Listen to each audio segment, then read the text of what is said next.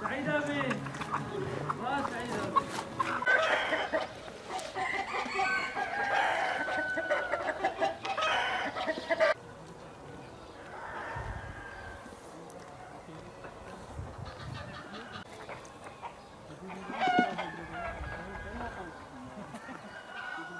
أبي الو رشيد ابي ايش الدار يا حبيبي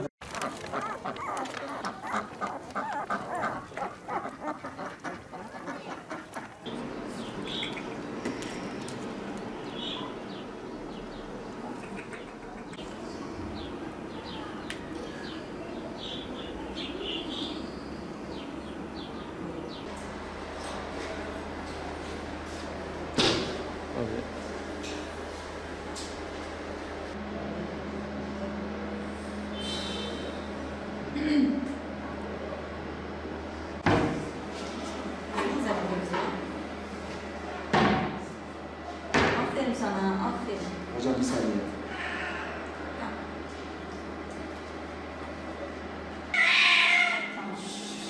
Tamam, aferin sana.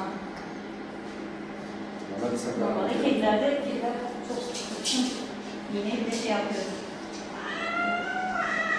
Bu açıyor biraz. Tamam. Zdravo. Gel. Aferin sana.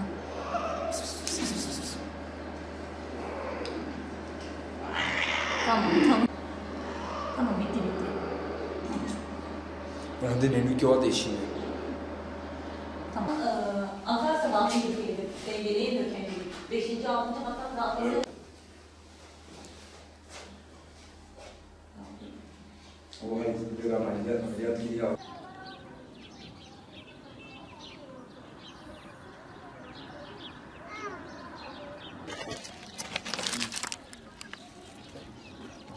Araba geliyor.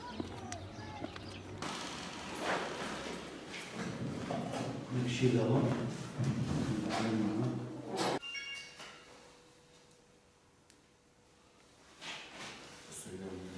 Isırıyorsun.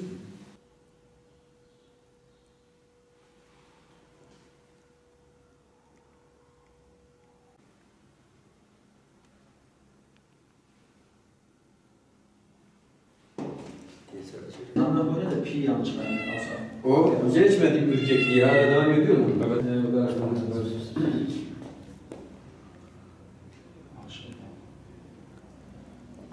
يا بيا قولوا له عم Abi bu tarz cevabı razı kaldı. O da şu gönüllü adını, şu kanatı hayvan adını. Kanatı başlıyor. Yok, ben bir o anlar var. Çok gün. Düğel yaşlar. Bu üç kaç komada kaldı ya, bu 15'ini tamamıyla sadece nefes alıyor yani. Onu tam bir ay.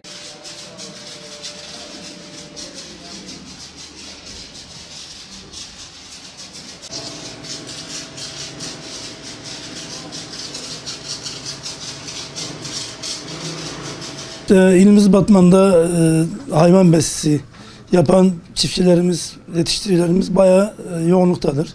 Özellikle bu bölgede tabii kış şartlarında kışa girdiğimizden dolayı hayvanlara nasıl bakılacağı, hayvanlara ne gibi bakımlar yapılacak, ne şekilde besleneceği hususunda bilgi aktaracağım. Şimdi bizim bölgede özellikle küçükbaş ve büyükbaş besisi bayağı yoğun bir şekilde yapılmaktadır. İşte bu bölgede maalesef bazı besiciler bilinçsiz olarak yapmaktadır. Özellikle bütün ahırın kapılarını kapatıp hava almasını engellemektedir. Bununla işte havasız ve temiz ortamda yaşamayan bir hayvan hem beslenmede zorluk çekiyor, hem kilo almıyor, hem beslenmiyor, hem verimde düşüklük olabiliyor. Çünkü metan ve amonyak gazları ahır ortamında gübreden meydana gelen amonyak ve metan gazlarından dolayı zehirlenmeler de meydana gelebiliyor. Aynı zamanda hayvan iyi beslenmiyor ve beslenmediği vakitte istediğimiz seviyede et ve verim alamıyoruz çiftçiler.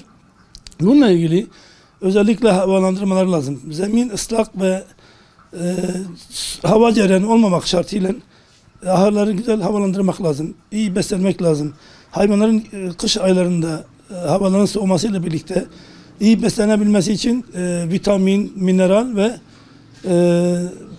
proteine ihtiyaç vardır.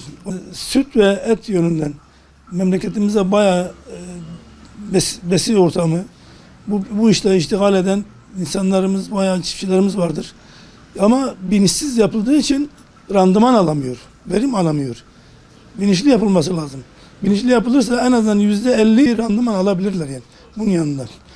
Aynı zamanda yani çok havasız ortamda ve sağlıksız beslenen hayvanlarda da düşükler olabiliyor. Yani özellikle gebe ineklerde düşükler olabiliyor. Vitamin eksikliğinden, mineral madde eksikliğinden çok karşılaşıyoruz.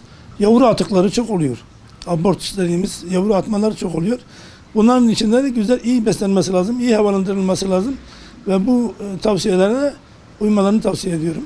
Ayrıyeten beslenmeye de dikkat edebilmesi için mesela diyelim ki takıldıkları konu varsa özellikle tavsiyem budur. Veteriner hekimlerden danışıp bilgi alabilirler. Kendi kafalarından yani işte bilinçsiz bir şekilde besi yapıp aynı zamanda kendilerine maddi yönden de yani sıkıntıya düşebiliyorlar. Çünkü kilo alamayınca zararda olacaklar. Bunun yanında kış aylarından dolayı yani kışa girdiğimizden dolayı bazen evet havalar soğudu. Soğuyunca da bununla beraber dışarıda gezen kedi köpek hayvanlar var, kuşlar var. Bunlar da biraz merhamet etmek lazım. En azından bir kap su, bir kap yemek kabın önünde bırakmak lazım. Bunlara sahip olmak lazım. Eğer başıboş gezen kedi köpek yaralanmışsa veya hastaysa en yakın bir veteriner hekime başvurmak lazım. İlimizde belediye veteriner hekimleri özellikle bedava tedavi ve barınakları vardır, bakmaktadır. Onları da tavsiye ediyoruz. Aynı zamanda evde beslenen kedi köpek ve kuşlar için de tavsiyem olacaktır. Onlar dışarıdaki hayvanlara nazaran biraz daha dayanıksızdır. Bunlar çünkü sıcak ortamda yaşadıkları vakit dışarı çıkar çıkmaz hastalanıyorlar.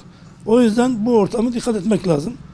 Dışarıdaki hayvanlar da Cenab-ı Allah tarafından bunlar içgüdüsel bir sistemle kendini koruyabilmektedir.